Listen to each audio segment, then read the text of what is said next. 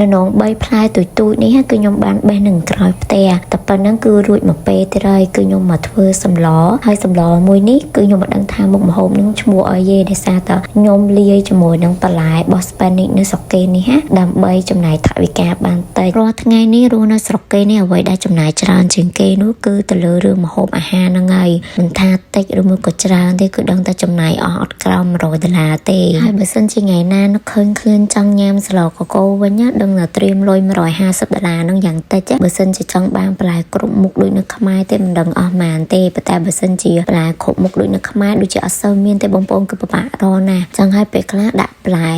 សាសគេផងបន្លែខ្លះក៏មានដូចនឹងយើងដែរបើយើងចេះញ៉ាំម្ហូបសាសគេចំណាយអត់តែមិនតិចទេហើយខ្ញុំមើលការរបៀបធ្វើរបស់គេក៏ងាយស្រួលដែរតែបើសិនជាឲ្យខ្ញុំញ៉ាំដូចសាសគេហ្មងវាអត់ចេះព្រោះទ្រព្យយើងខ្មែរញ៉ាំម្ហូប3ពេលហើយមានបន្លែមានស្លមានជៀនមានឆាមានគ្រប់មុខបែបយ៉ាងតែពេលឲ្យmìnhញ៉ាំម្ហូបគេអីគឺថាតលន់ហ្មងមិនម្ហូបរបស់គេអត់ឆ្ងាញ់តែមកពីខ្ញុំនេះគឺអត់សូវចូលចិត្តចំណងចិត្តបែបអឺរ៉ុបអញ្ចឹងមានតែខ្មែរពេលចង់ញ៉ាំអីនៅឃើញគឺមានតែធ្វើខ្លួនឯងនៅអាមេរិកនេះពេញនិយមជាងគេគឺ burger ហ្នឹងហើយបងប្អូនដូចយើងនៅខ្មែរញ៉ាំប្រហុកញ៉ាំអីជារឿងធម្មតាអញ្ចឹងណាតែបើនៅនេះវិញគឺ burger លេខ1ហ្មងមានលក់មកយកតោភ្លឺក៏មានដែរហើយ burger គេមានតែ5រៀលអីនោះគឺដាក់មួយឆ្អែតហ្មងខ្ញុំពេលខ្លះដូចថាអត់រហនឹកម្ហូបអត់ឃើញឬមួយក៏អត់មានពេលធ្វើម្ហូបនឹងដោះតបបានតែបើថា burger មួយញ៉ាំតែម្នាក់ឯងក៏អត់គ្រាន់តែដាក់តែមួយកណ្ដាលហ្នឹងគឺចង់ទៅហ្មងរៀងតលន់ណាសិនជាចង់សល់លុយច្រើនគឺញ៉ាំ burger pizza ហ្នឹងទៅគឺដឹងតែសល់ហើយតែ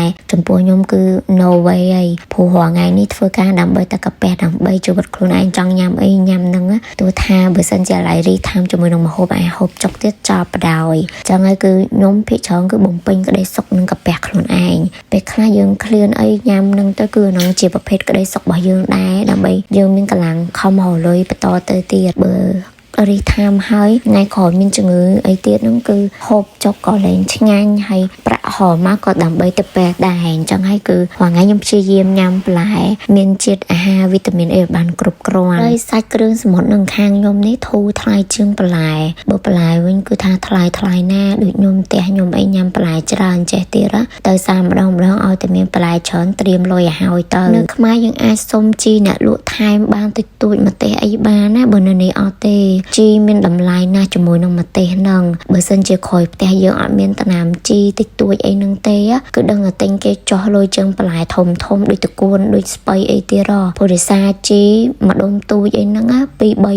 លខ្លះលោដល់4 5រៀលអីទៀតក៏មានដែរអញ្ចឹងបានម៉ាក់ក្មេងខ្ញុំគាត់អាសាដាំបន្លែនឹងក្រោយផ្ទះមិនថាជីគល់ក្រៃជាប្រភេទអាហារជាប្រភេទបន្លែណាដែលដាំបានណាបានផលគឺដាំទៅយើងងាយស្រួលកាត់បន្ថយទិញនៅផ្សារបានច្រើនគួរសមដែរធ្វើទៅបើថានៅអាមេរិកនោះវាមានខែធ្លាក់ខ្យល់ខ្លាំងតកវាពិបាកដាំដោះប៉ុន្តែយើងនៅតែព្យាយាមដាំពេលណាដែលប្រមូលផលបានក៏បានពេលខ្លះក៏អត់ដែរ